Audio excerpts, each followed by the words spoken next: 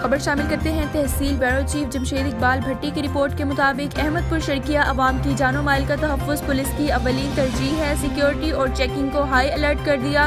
VO Punjab highway patrolling post जवार शहीद के इंचार्ज जमील चट्ठा दीगर मुलाजमीन से मीटिंग करते हुए पेट्रोलिंग पुलिस के DSP नासिर गौरी ने गुफ्तगू करते हुए कहा कि अपने बेट एरिया में सिक्योरिटी को सख्त कर दे ताकि अवाम की जानो माल का तहफ़्फ़ुज़ पुलिस की अव्वलीन तरजीह है। दौरान गश्त स्नैप चेकिंग की जाए ताकि गश्त को मौसर बनाया जा सके। खास तौर पर शाम से लेकर सुबह तक मकामी पुलिस से मिलकर नाकाबंदी की जाए।